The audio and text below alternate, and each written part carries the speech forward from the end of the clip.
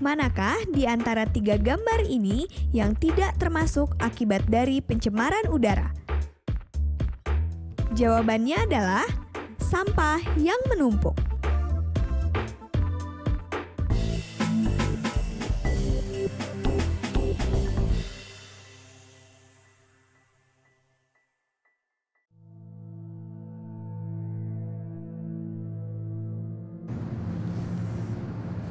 Serem banget ya Kak ya, kalau misalnya kita ngebayangin ternyata udara yang kita hirup itu adalah udara yang mengandung zat-zat yang berbahaya.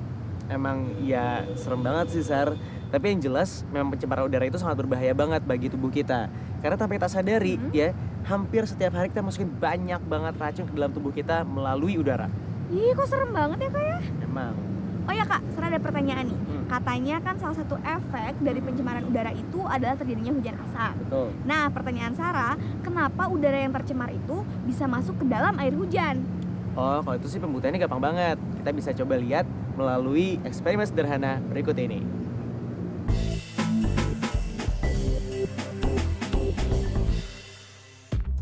pH asap. Tujuannya adalah untuk mengukur pH asap hasil pembakaran. Siapkan alat dan bahan. Gelas kimia, corong plastik, tisu, korek api, dan kertas pH indikator. Urutan langkah kerja. Bakarlah tisu, lalu masukkan tisu ke dalam gelas kimia.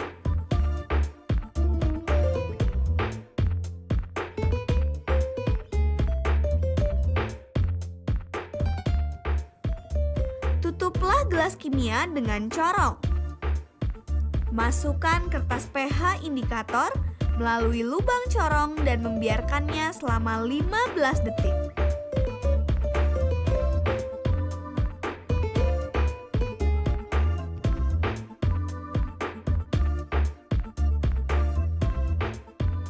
Bandingkanlah hasil pada kertas pH indikator dengan standar asam basa.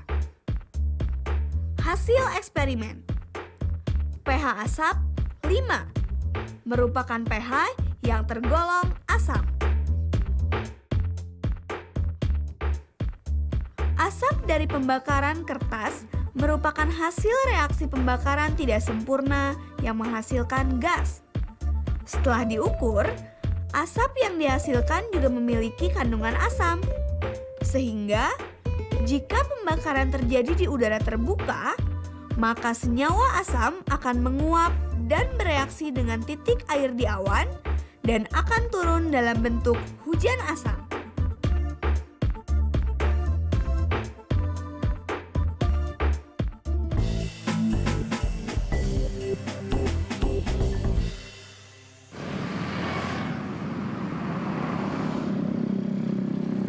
Untuk mengantisipasi dampak, tentu kita harus mengurangi banyaknya emisi dari pencemaran-pencemar tersebut ke udara ambien.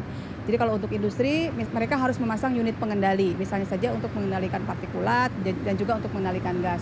Kemudian juga pemerintah bisa menerapkan prinsip polluter pays principle, artinya yang lebih banyak mencemari itu yang lebih banyak membayar pajak. Ya.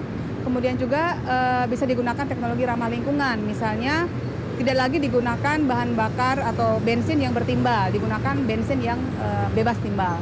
Kemudian juga digunakan teknologi solar cell, yaitu mengubah sinar matahari menjadi listrik. Kemudian cara lainnya adalah melakukan penghijauan atau reboisasi dengan cara menanam pohon yang lebih banyak, membangun taman-taman kota, begitu. Kemudian yang jangan dilupakan adalah menghemat energi. Jadi bisa kita lakukan di rumah, misalnya mematikan lampu yang tidak diperlukan, begitu, ataupun mematikan TV kalau kita mau tidur.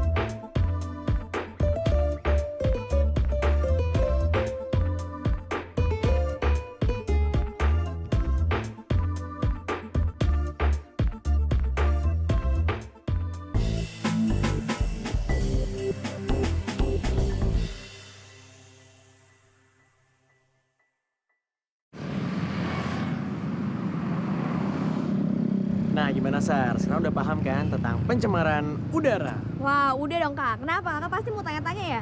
Siap, Sare jawab semuanya. Oke, ditantangin soalnya ya. Kalau gitu kita mulai dari yang paling gampang. Oke. Nah, pencemaran udara ini kan disebutkan dalam keputusan menteri.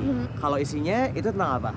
Isinya ya Kak? Iya. Intinya aja ya Kak. Boleh. Jadi pencemaran udara itu terjadi karena adanya komponen lain yang masuk ke dalam udara, di mana komponen tadi dapat mengubah kualitas udara tersebut, sehingga udara tadi tidak bisa berfungsi seperti biasanya. Oke, kalau gitu sekarang pertanyaan yang kedua nih ya. Kak, bentar Kak. Kok pertanyaannya gampang banget sih, yang agak susahan dikit dong. Wah, ditantangin nih. Oke, kalau gitu agak susah dikit. Apa dampak dari pencemaran udara bagi alam sekitar? Oke, diantaranya aja ya Kak ya. Boleh. Yaitu terjadinya hujan asap, meningkatnya efek rumah kaca, dan juga munculnya kerusakan di lapisan ozon. Kalau gitu apa dong yang harus kita lakuin untuk bisa mengurangi dampak dari pencemaran udara? Oke, itu gampang banget Kak, dan itu ada banyak sekali caranya. Saya sebutin beberapa aja ya. Di antaranya adalah melakukan penghijauan, terus juga mencegah terjadinya pembakaran hutan, meningkatkan pajak bagi industri yang melakukan pencemaran udara, terus juga menghemat energi dan mengembangkan teknologi yang ramah lingkungan. Wah, salut deh sama Sarah. Kalau kalian gimana? Udah sama-sama paham kan tentang pencemaran udara? Nah, kalau gitu ya selesai udah materi kita untuk episode kita kali ini. Dan sekarang selamat bereksperimen dan jangan lupa untuk terus menyaksikan acara Planet Science, A Journey into Science. Dadah! Dadah!